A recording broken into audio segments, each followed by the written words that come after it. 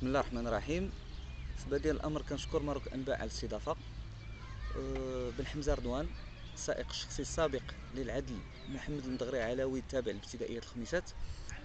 في هذا التصريح بغيت نصرح بما جاء في شكايتين اللي درت للسيد وزير العدل والحريات سابقا والسيد الوكيل العام لدى استئنافية الرباط، بحيث جاء في الشكاية ديالي تورط العدل المذكور والكاتبة ديالو الخاصة أسلاف صباح في التزوير، حيث أن الكاتبة وبأعاز منه كانت كتكتب في المذكرة الشخصية للعدل، الشيء اللي هو منافي للقانون. هذه الأمور أنا ما كنتش كنعرفها في مرحلة أولى ملي اشتغلت معاه. المرحلة الثانية ملي رجعت اكتشفت بزاف ديال الأمور بعد الاطلاع ديالي على القوانين اللي كتخص مهنة العدول. كنشوف أن الكاتبة كتكتب في المذكرة الخاصة، كتسني في بعض الأوراق مكان العدل، كدير الإمضاء ديالو، كدير التأشيرة ديال القاضي مباشرة بعد ما كتخرج اللفيف العدلي من الآلة الناسخة.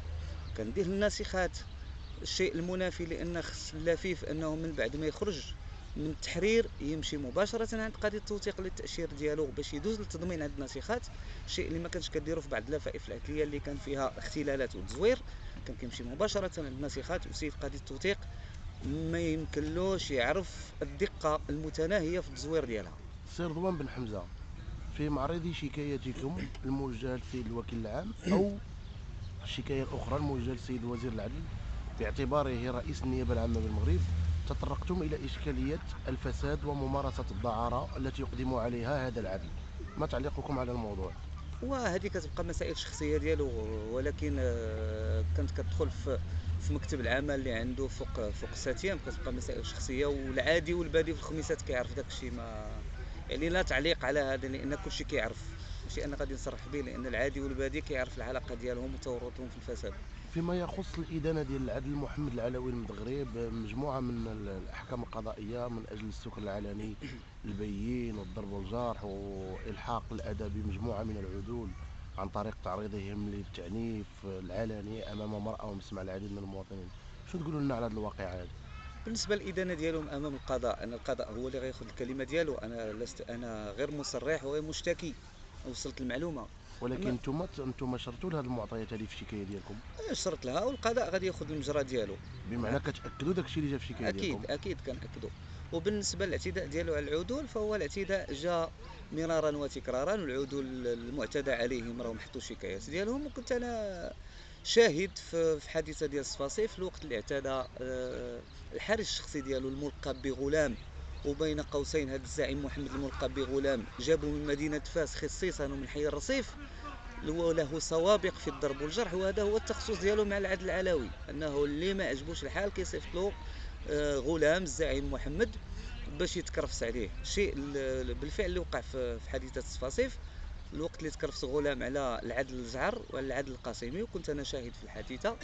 وغلام انه يتهددني مرارا وتكرارا بالصفيه الجسديه اللي درت شي شكايات، ومن بعد ما درت الشكايات مازال اتهدد من طرف غلام، سواء هاتفيا ولا يترصدني مباشره كيتبعني ويتهدد حتى العائله ديالي، ولا زلت لحد الان اتوصل بتهديدات عبر الهاتف، وساقدم شكايه في الموضوع. سي رضوان، في شكايتكم تطرقتم إلى نقطة يمكن وصفها بالخطيرة، كون العدل العلوي محمد العلوي المدغري يحاول إقحام مجموعة من الأسماء ديال بعض الشخصيات المسؤولة بجهاز القضاء بادعاء أن له علاقة نافذة بها وأن من شأنها أن توفر له الحماية.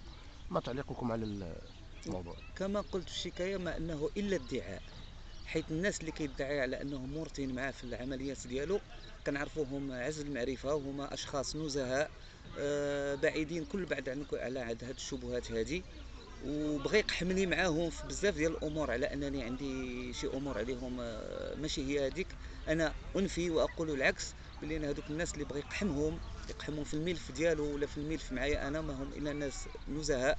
وجهاز القضاء عندنا في المغرب، اللهم لك الحمد، جهاز نزيه وبعيد على كل الشبهات. سي رضوان، بشحال المدة اللي اشتغلتوا فيها مع العدل العلوي؟ اشتغلت معه على مرحلتين. المرحله الاولى ما كنت سائق شخصي لا غير، لمدة 6 شهور 7 شهور، وانقطعت على العمل لسوء تفاهم معاه. المرحلة الثانية من بعد ما تلاقاني واستعطفني أنني نرجع، المرحلة الثانية اكتشفت بزاف ديال الأمور خطيرة اللي ما قدرتش نسكت عليها. في أقل من دقيقتين رضوان بن حمزة، باعتباركم السائق السابق للعدل المسمى العلوي محمد المدغري، كيف يمكنكم أن تعرفون العدل العلوي المدغري في أقل من دقيقتين؟ من هو العلوي المدغري؟ صراحه انا ما يمكنش نجاوبك على السؤال، لان القضاء هو اللي غادي يعرفكم شكون هو العدل العلوي. العدل العلوي يمكن لك دير ميكرو تروطوار عليه وكل شيء يجاوبك شكون هو العدل العلوي. انا ما يمكنليش نحكم، لان القضاء بيدو الملفات هو اللي يمكن له يحكم. لا، ولكن تبعا لما ورد في شكايتكم استردتم مجموعة من الوقائع. في هذا الإطار حنا كنسولكم السي رضوان. اكيد على انه يقوم بالتزوير، وي. هذا انه انسان مزور، وعندنا الدلائل ماشي غير اقوال، عندنا دلائل، عندنا مستندات. عندنا مستندات مازال غادي نجبدوها ان شاء الله، مازال كاينه في ادارات، كاينه اللي غادي نجبدو، غادي نثبتوا التزوير ديالو والنصب. سمعنا باللي كيمثل أمام السيد قاضي التحقيق باستئنافية الرباط من أجل التزوير في إرثتين لتونسي وابن إحدى المتوفيات، فما تعليقكم على النازلة؟ اش غادي نقول لك، القضيه ديال التونسي هي معروفه عند الشارع الزموري كامل، لان التونسي كان مزوج شنو بواحد. التفاصيل ديالها؟ ما نقدرش نعطيك الحيثيات كامله، لان ما عنديش تفاصيل دو ا زد.